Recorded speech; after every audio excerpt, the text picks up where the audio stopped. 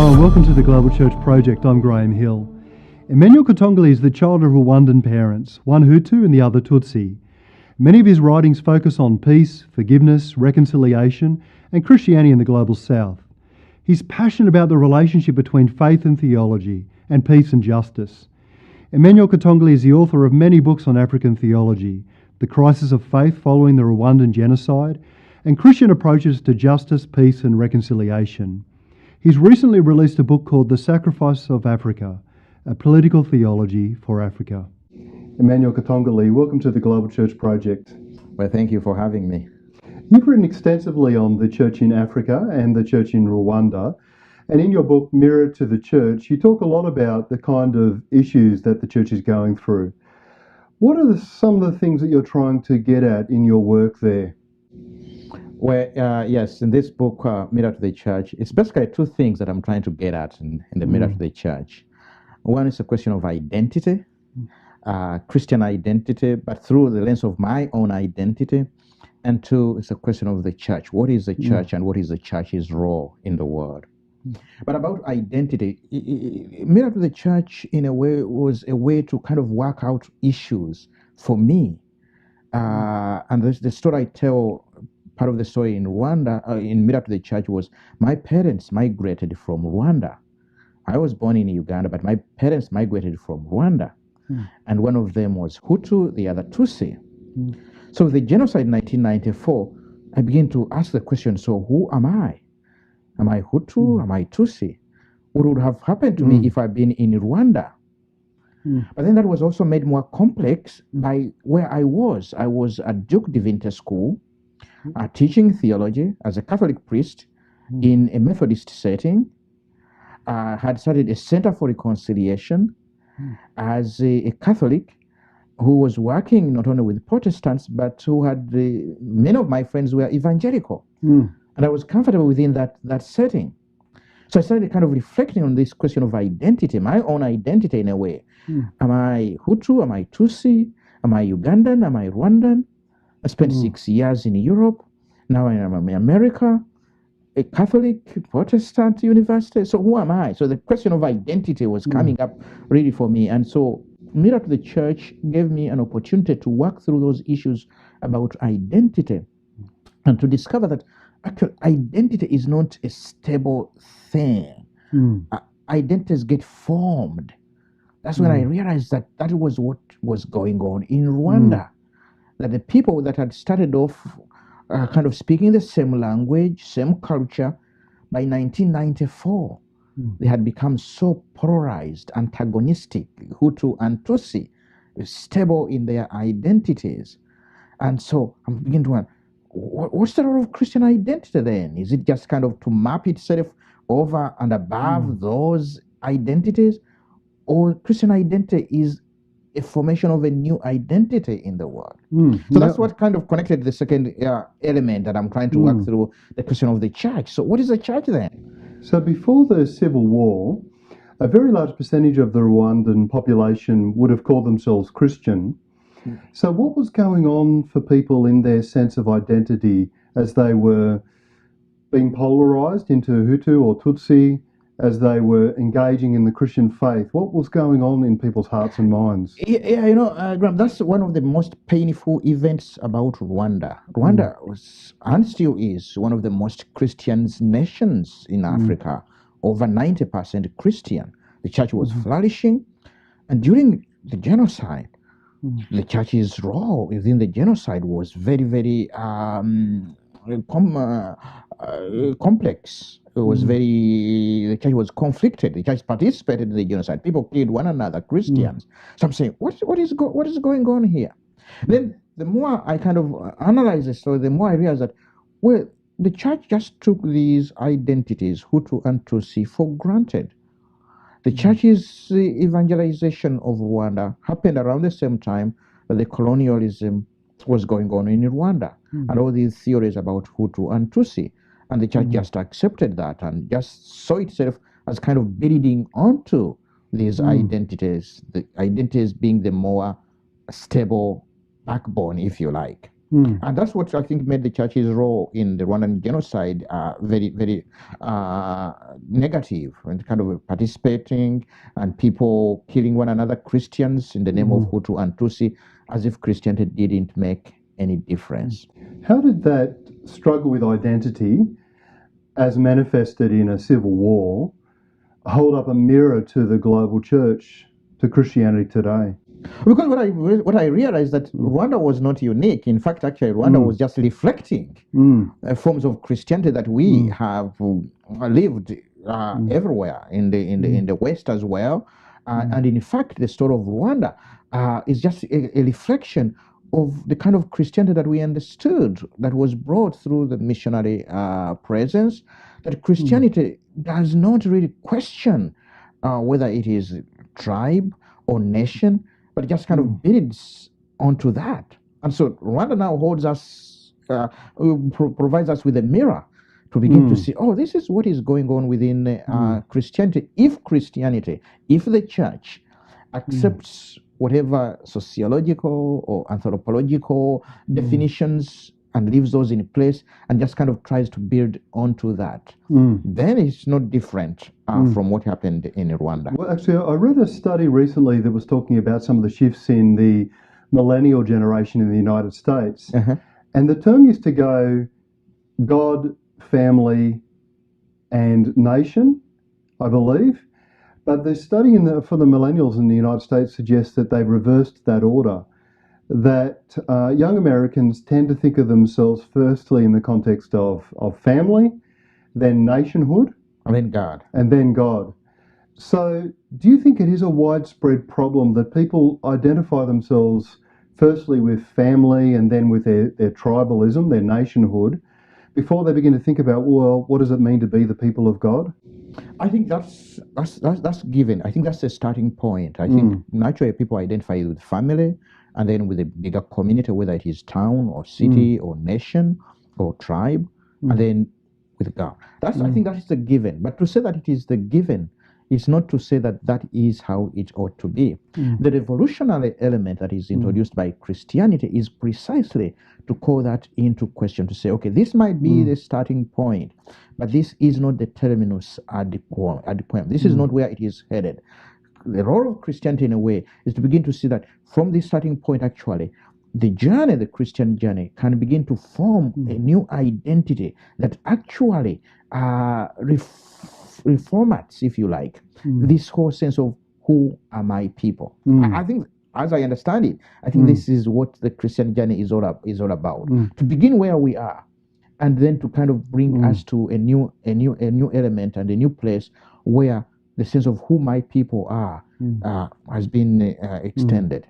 So it begins to make us think about what it means to be a pilgrim people who are an alternative people, who are identified with Christ and the kingdom of God, and who actually are part of a diverse mosaic of cultures and ethnicities. Is that the sort of thing that Rwanda begins to cause us to ask and look at more closely? Exactly. After I worked with the Mirror to the Church, I started working more and more with the terminology that is provided by Andrew Warrs, the Ephesian moment. I realized that in Andrew Warrs, the missiologist Andrew Warrs, describes what happens in the church of Ephesus, and that's what he's celebrating in the letter to the Ephesians, the coming together of people that would not normally come together. Jews and Gentiles coming together for the first time as a new people. And Paul celebrates that in the Ephesian letter, saying the dividing wall has been broken. So when we look at what happened in Rwanda, how does it lift up a mirror to us about the brokenness of the church today?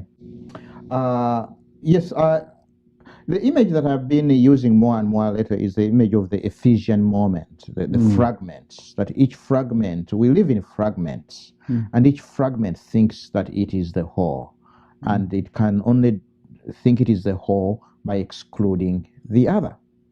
But what Andrew Warrs writes about in the Ephesian moment is the coming together of the different fragments in the church in Ephesus.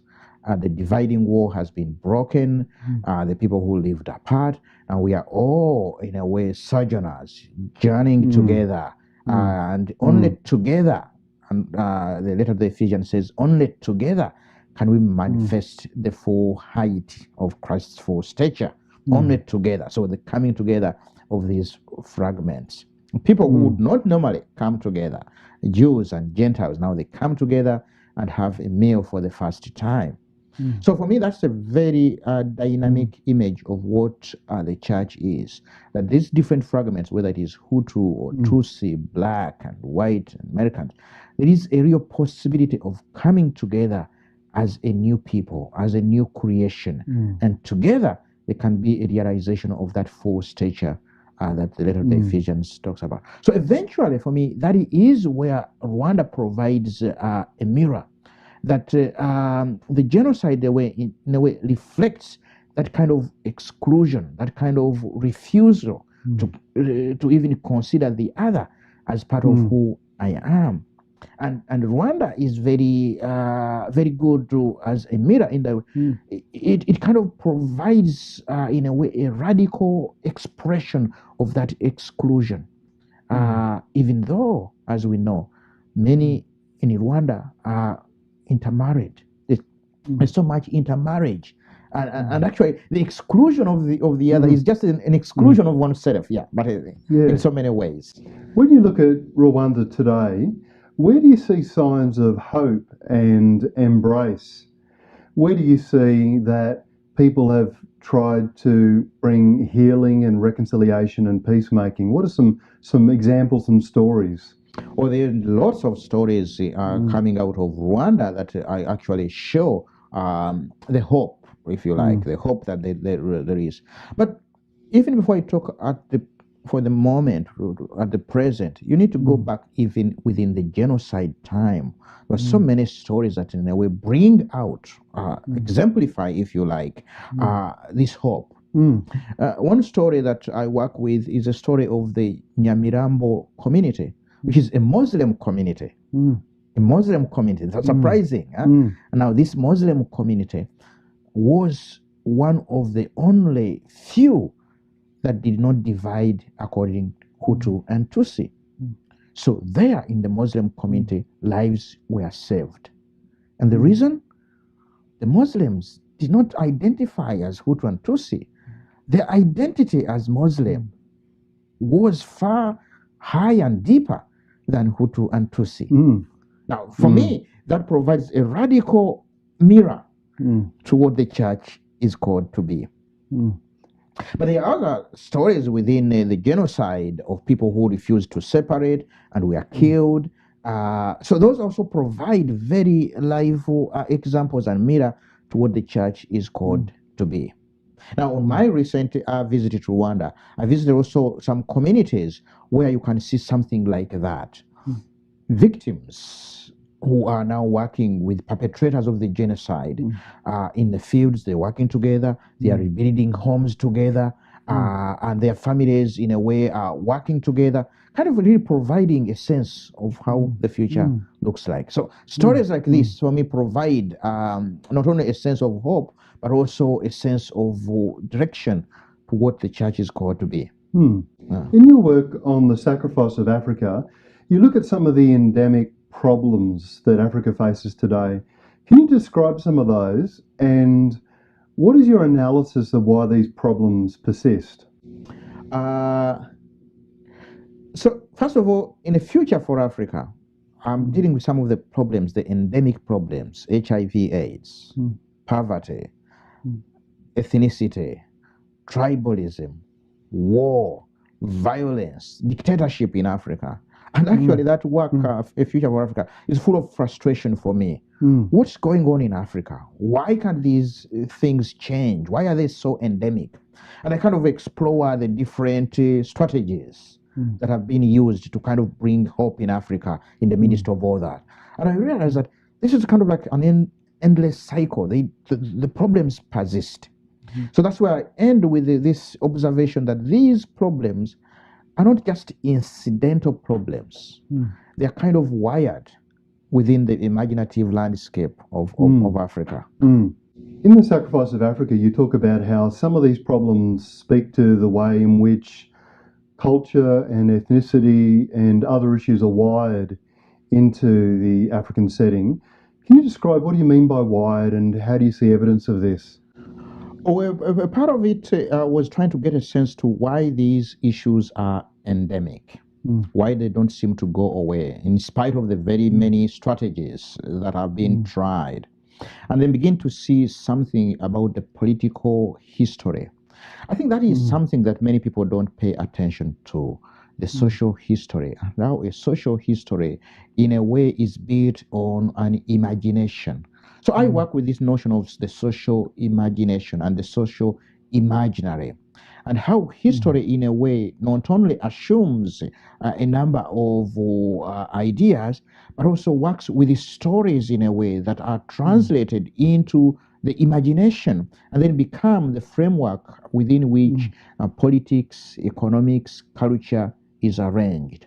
So that's what I call the whole process of the social imagination. That in a way is the way that some of the notions that we work with are wired within that landscape. So looking at the story of Africa, for example, I began to realize that Africa's inception into modernity is connected with a number of assumptions and stories about Africa that assume that Africa is always at war, that Africa is endemically tribal, and these tribes are always at war with one another, that assume that Africa is not wanted, that Africa is discarded in a way from the whole process.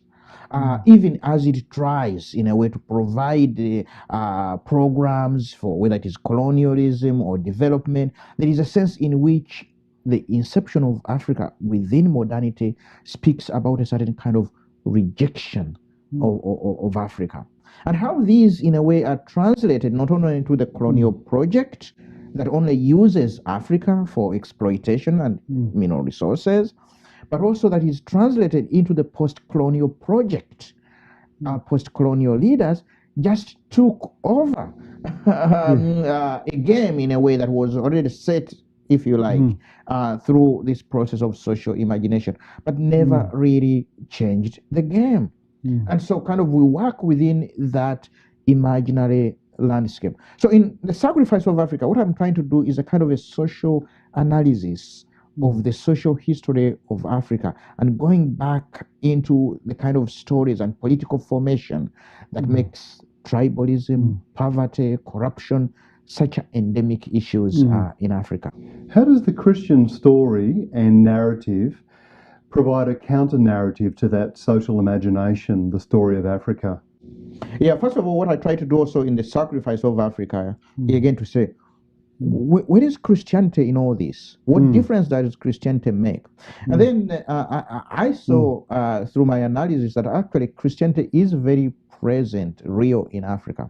But most of the time, the church's response to the social problems assumes these social problems as given. And so the church tries to help either by being a kind of a pious intervention, the formation of one's soul and spirit, which is great, which is needed, or a pastoral agent to bring help to those who are suffering, which is great, which is needed, or the role of advocacy, changing for government, elections, and so forth, which is great, which is needed, but it does not change the fundamental imagination. It does not change the fundamental story into which Africa operates. And so I begin to say, but is that all the church can do? Or can the church, in a way, also dare to reinvent the story into which Africa is incorporated? So that's what I'm trying to so push. we kind of retreat into some very well-worn strategies, don't we? Whether it's, you say, firefighting, or addressing injustice, or personal conversion, or pastoral care. Yeah, humanitarian care, But you're saying that actually the church needs to get a bit more brave and deal with some of the entrenched narratives. Yeah, I think the church's primary role in the world, in Africa in particular, is to provide a new story within which we can see ourselves, within which we can understand who we are, and within which we can see the world, and therefore live in that world. That is, I think, in my opinion, the main gift that the Christianity, the church brings to Africa. And so I began excited. Once I discovered that, I began to be excited and say, wow, this is great. But where? Is there anything like this happening where in Africa? Where? And that's where I kind of get into the stories that I end with in the sacrifice of Africa. The stories of people like Bishop Taban in the Sudan, of Angelina Cham in northern Uganda, of Maggie Barankisi. I begin to see, wow, it is actually something like this reinvention of Africa that is at stake here. Well, I know my listeners love listening to stories. Yeah.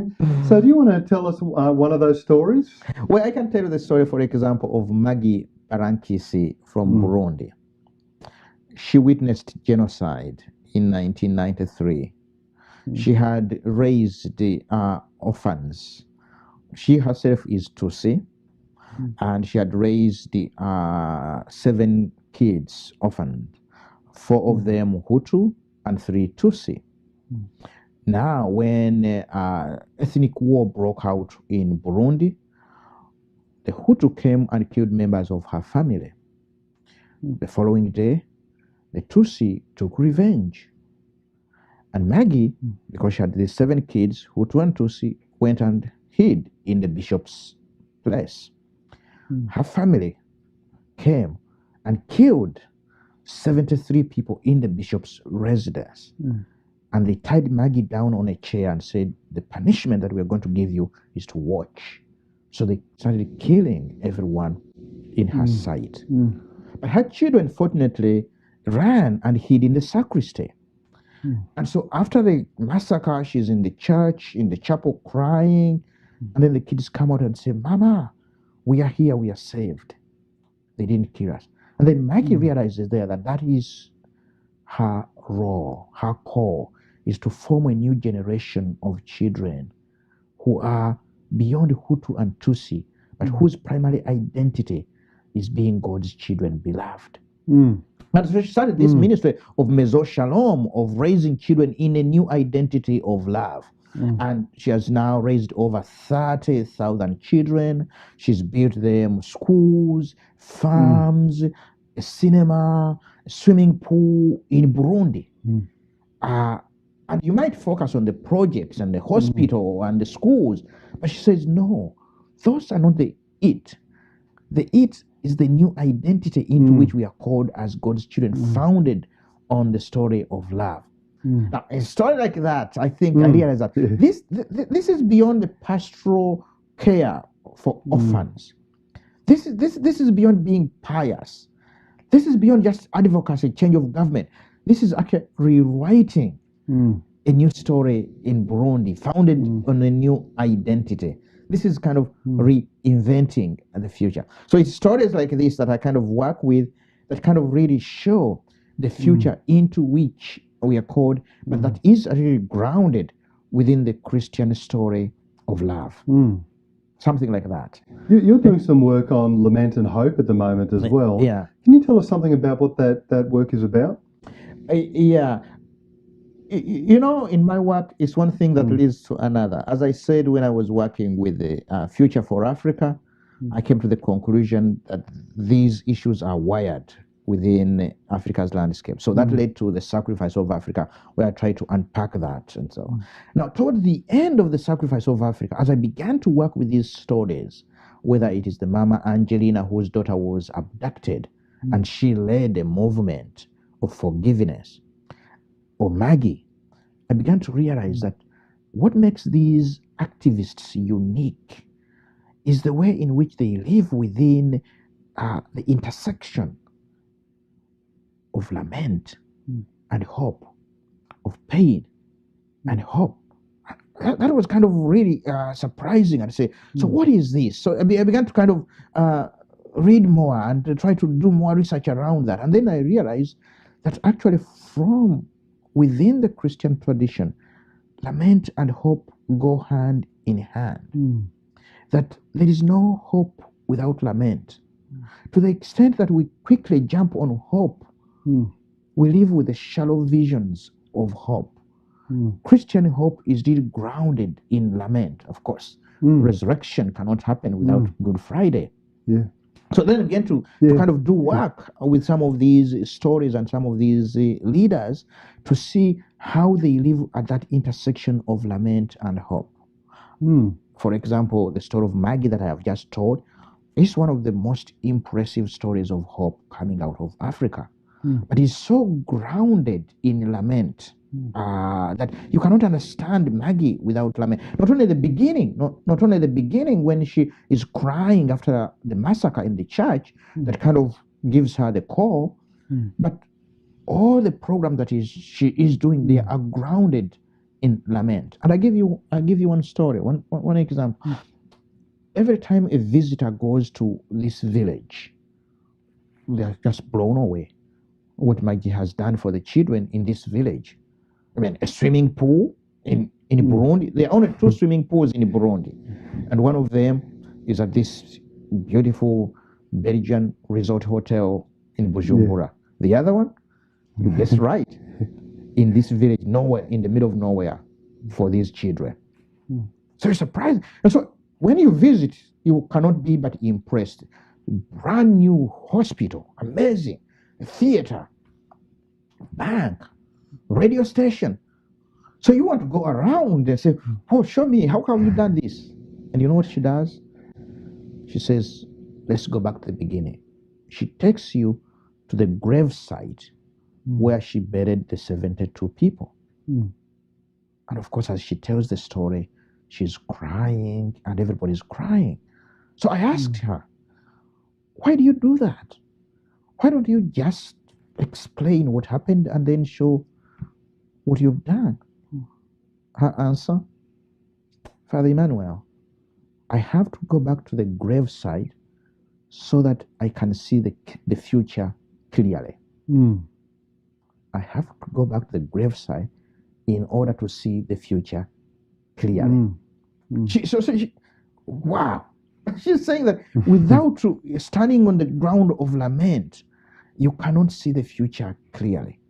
So all these programs, every day is grounded within that story of lament, of standing on the graveside.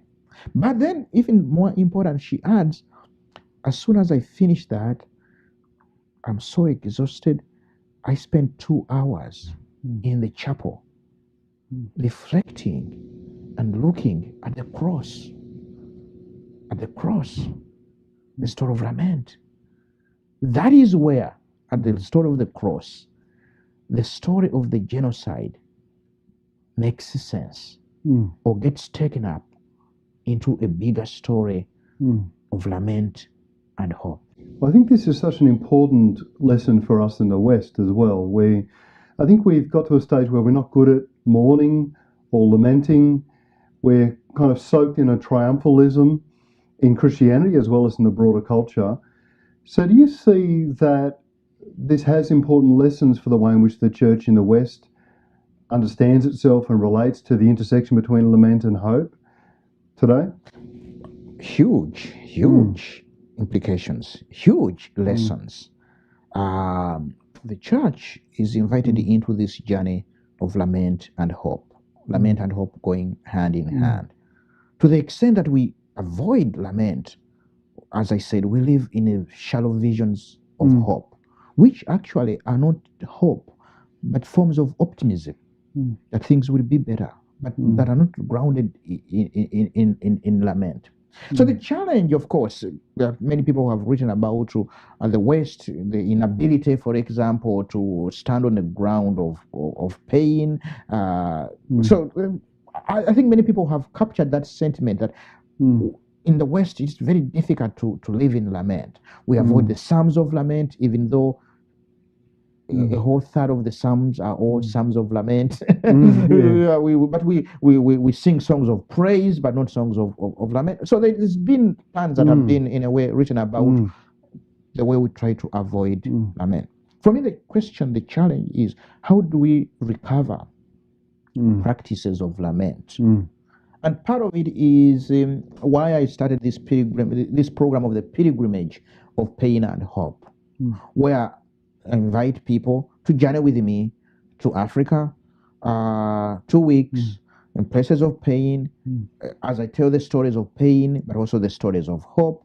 My goal is to, in a way, educate and try to form people into these practices of lament, and pilgrimage being one of those practices. So when we started the Center for Reconciliation at Duke Divinity School, I said we need to write within the programs of the center a pilgrimage. And so in the pilgrimage, we go to places of brokenness. For example, Baltimore, Virginia, Durham, where there's so much divide, racial divide. So in a way, what I'm trying to encourage is these kind of practices, like pilgrimage, that bring the church, the community, into places of brokenness, so that we can begin to learn to stand in the places of brokenness. And to the extent that we learn that, in a way, we begin to see the brokenness of our own lives, and not to lie about the brokenness of our own lives. And then the painful, slow, painful journey of hope begins. How does confession and repentance relate to lament and hope? Confession is key to lament. Part of the lament is realizing that it's not only they who are the problem. I'm the problem. So it kind of really it comes to a deep sense of acceptance of who we are broken. And confession is really about that. I tell you a story that actually for me captures this very well. So we are in northern Uganda with a group of students, some from Duke that I brought on this pilgrimage of pain and hope. And we are in an internally people's displaced camp, IDP. Very painful. All these kids that have been displaced, they come. And so I'm talking to the priest about his work there. And I see one of my students goes off to the side, and she's surrounded by kids.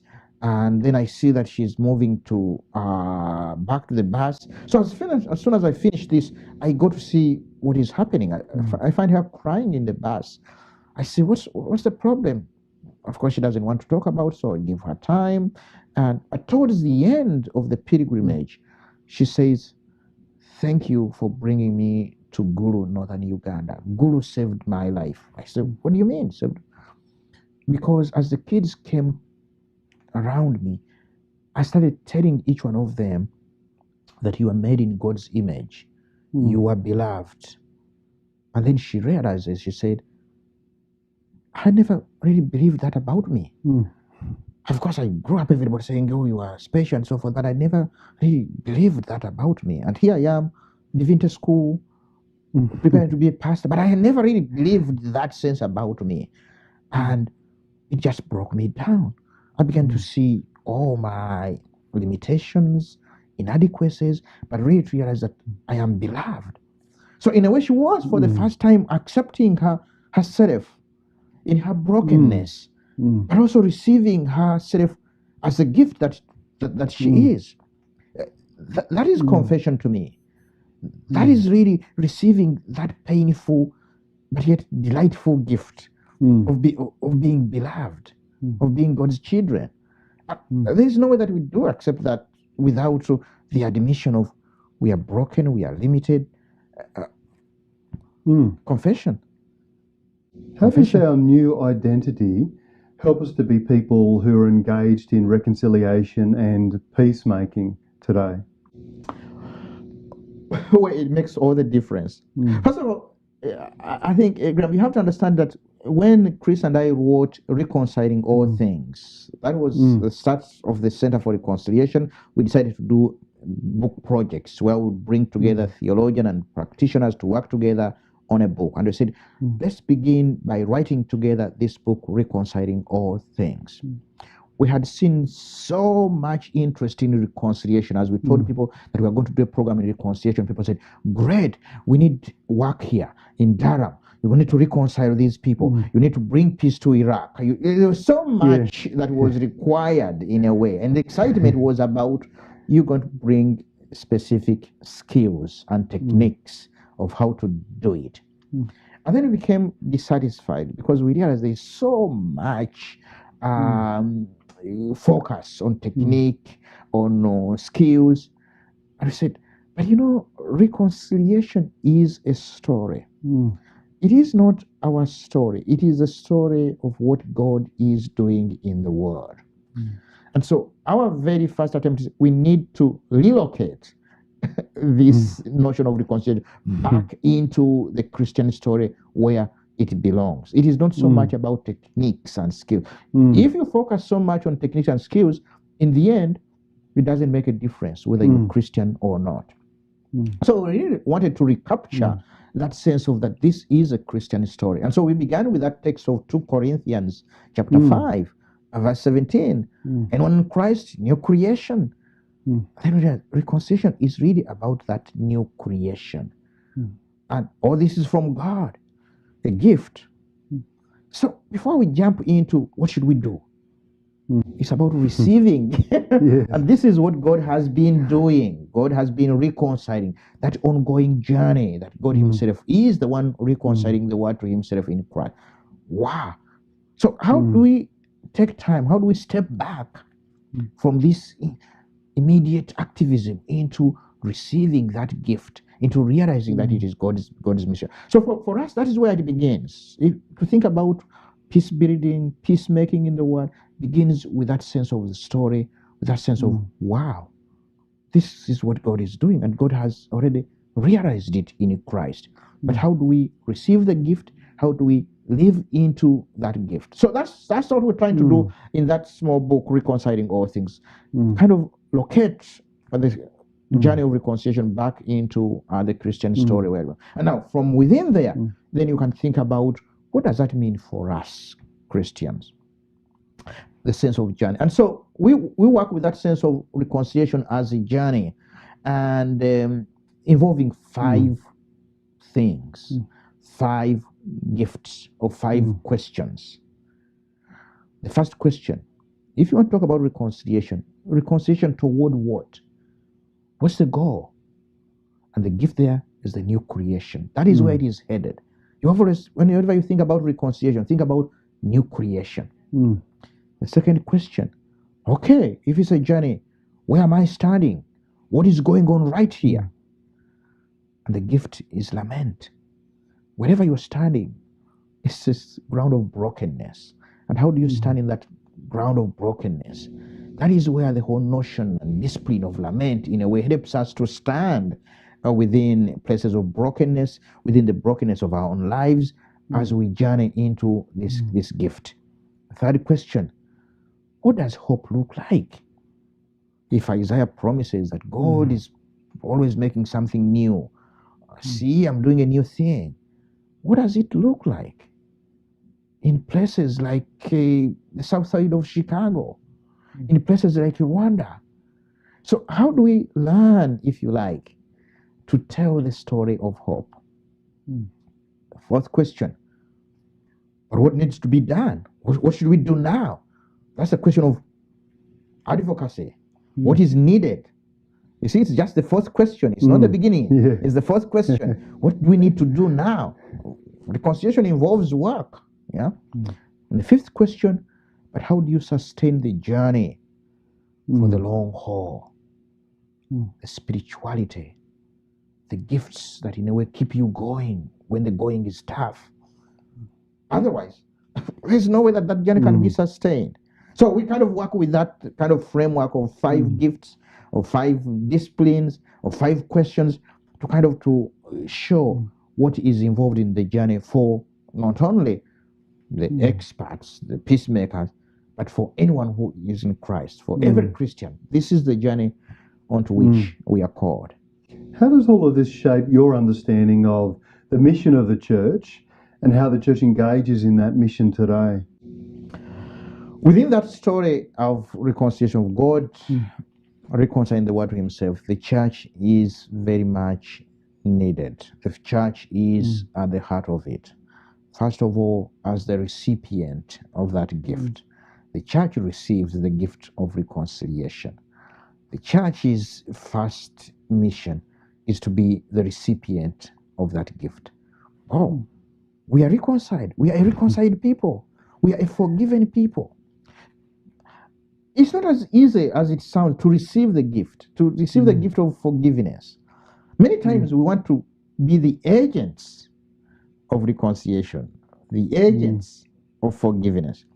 But to receive the forgiveness, to be the forgiven people, that's not easy. But that's the church's first place, that we are the beneficiaries of this incredible, undeserved gift, God's reconciliation, God's forgiveness, to be that. So that's the first role. That is the first call of the church, to be the recipient of that gift. The second dimension of that, to be the agent.